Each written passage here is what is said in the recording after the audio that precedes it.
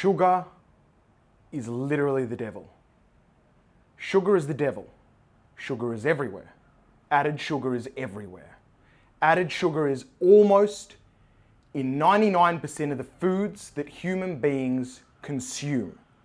And new research has come out that basically says majority of our problems, now, not every problem, but majority of our problems come from sugar.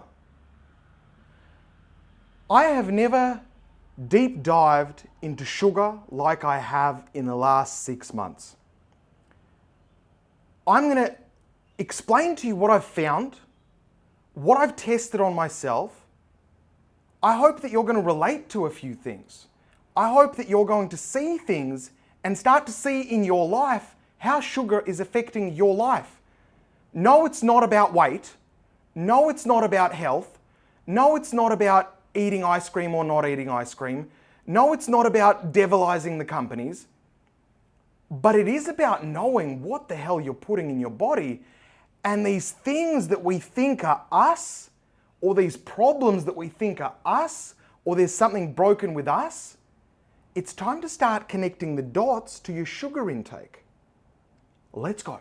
So, who am I? I'm Andrew V. You've seen me around. If you haven't, please be here. One of these videos will change your life, I promise. Who am I? I travel the world. I travel between Airbnbs. I have several businesses, a best-selling book. All the links are down in the description as per usual. But here's the thing. I just want to share how I got to where I got to. I'm just this normal dude.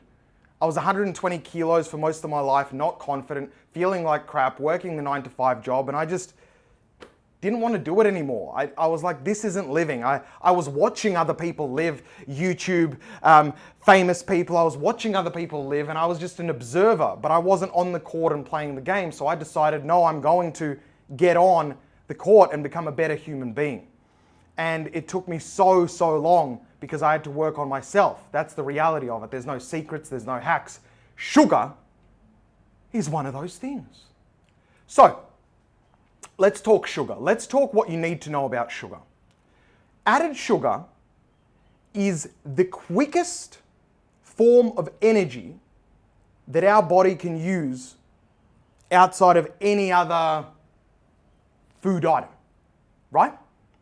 So if we've got the quickest sugar, quickest energy available, instinctually, when we're feeling a little low, when we're feeling a little lethargic, when we feel a little low energy, instinctually, our mind, our body instinctually will gravitate towards the highest energy, quickest release, which is sugar, right? Companies know this. They know it very well. In fact, majority of items in the supermarket have sugar in them, added sugar, for the reason because it improves sell-through rate. So all that happens is you release a product, right? Let's say you've released a certain sauce. All good, there's a certain sauce, there's only 2 grams of sugar in it. It's selling. Then what happens is they add 10 grams of sugar, and because it becomes more addictive, as in instinctually once a person tries that sauce, they'll be like, oh, I like this sauce more.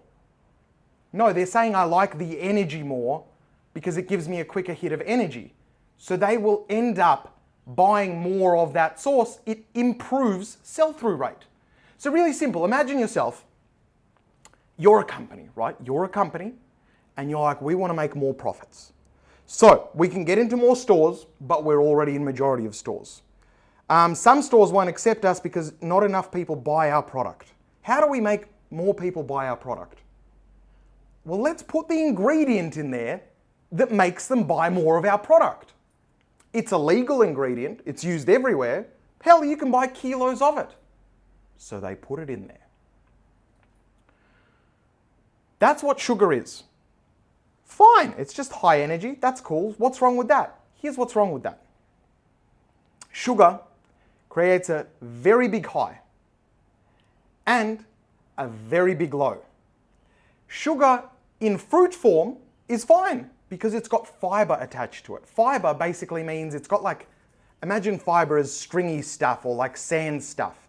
So the blood is trying to absorb the sugar, but it has to bypass the stringy stuff or the sand stuff. Fiber is like, fiber goes through you. There's sometimes soluble fiber and not soluble fiber. But think of fiber as like a defense. It's like, hey, here's the sugar, but it has to go through this stuff to get absorbed.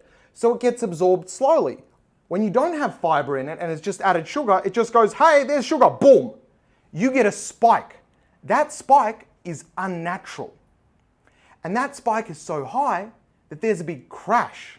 That crash actually causes mild anxiety, mild depression. Fact. Google it. Recent studies in the last couple of years are directly correlating anxiety, depression, directly linked to sugar consumption.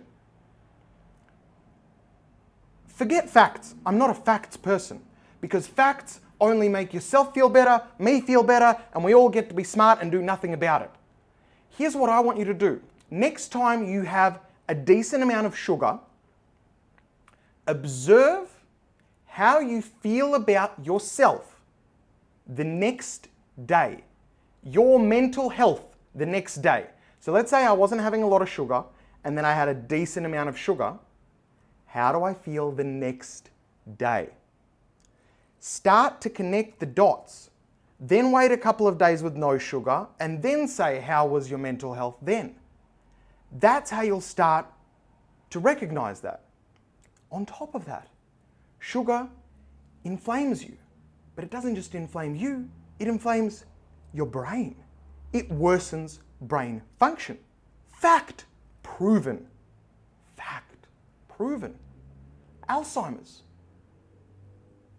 Getting proven because of an inflamed brain.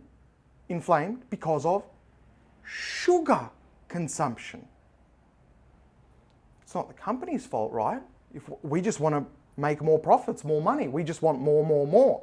And prices are high, so we need to sell more. They're not thinking about your health. And that's something you've got to get through your head, that if you don't take responsibility for your health, if you don't take responsibility for what goes in your mouth, okay, you are an individual, right? No matter how old you are an identity. You can always control what goes in your mouth, right? You can close your mouth. That's not going in there. But whatever you put in your mouth, man, you've got to get responsible for that. We live in this head in the sand kind of level where we're just like, oh, the label said healthy, the label said good, it had a good rating. I've seen other fitness people eat it. I've seen that. I've seen this. I've seen that person look good and he ate an ice cream, so that's cool. You're always looking for the shortcut for the answer out. Until you get responsible for what fuels your body, everything else that you're doing is like, it's like fueling your Ferrari with like the wrong petrol or like weird dirty petrol, and then your Ferrari's going, but it's like breaking down occasionally and you're like, oh shit, oh that sucked, and other cars are starting to beat you and you're like, but I've got a Ferrari, I don't understand. Well, you're feeding it crap. And unfortunately, majority of the foods that are marketed to us, because they have the dollars to market to us, majority of the food is very addictive. They spend some marketing dollars, they get you to buy that product, they put a discount on it, they get you to buy that product initially, try it a few times until your brain remembers it, and then naturally wants it. So what do I do, Andrew? What do I do? Sugar is bad, cool. I've gotten to this place and I still haven't made a pact with myself to quit sugar. I mean, permanently quit sugar. However, I'm at the place right now that I am now toying with the idea of making a permanent ban on sugar. More than toying, I don't want to commit to something on camera to here until it's crystallized in my head, but it's leading to a point of crystallization. I'm not ingesting any sugar now.